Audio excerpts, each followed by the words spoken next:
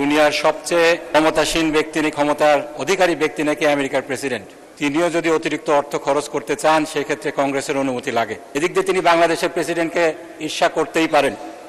বাংলাদেশের প্রেসিডেন্টকে সংবিধানের 91 অনুচ্ছেদ অনুযায়ী যে ক্ষমতা দেওয়া হয়েছে, অতিরিক্ত খরচের ব্যাপারে ওনাকে কারোর কাছে জবাবদিহি করতে হয় না। তিনি খরচ করবেন, তারপরে এটা রবার স্ট্যাম্পের মতো সম্পূরক বাজেট হিসাবে সংসদে পেশ করা হবে।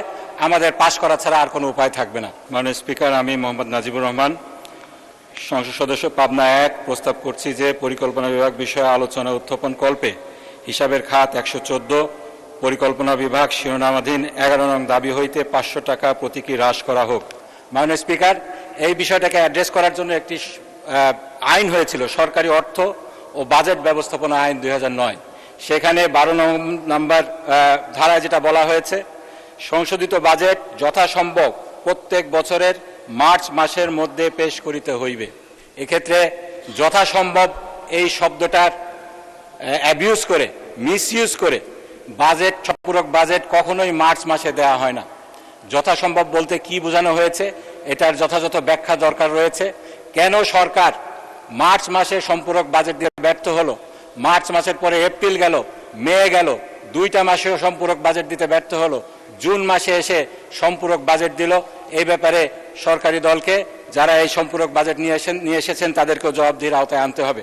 সেজন্য আমার প্রস্তাব রয়েছে, স্পেসিফিক প্রস্তাব, সেটা হলো এই সংবিধানের 91 অনুচ্ছেদে রাষ্ট্রপতির নামে সরকারকে যেভাবে করে দেওয়া হয়েছে, ক্ষমতা দেওয়া হয়েছে, যথেচ্ছা খরচ করার পরে বাজেটটা সংসদের সম্পূরক বাজেট হিসাবে নিয়ে আসার, এটাকে সংশোধন করতে হবে, সংস্কার করতে হবে। পাশাপাশি সরকারি অর্থ এবং বাজেট ব্যবস্থাপনা আইনের যে স্পিরিটটা রয়েছে, মার্চ মাসের মধ্যে সম্পূরক বাজেটটাকে আনতে হবে।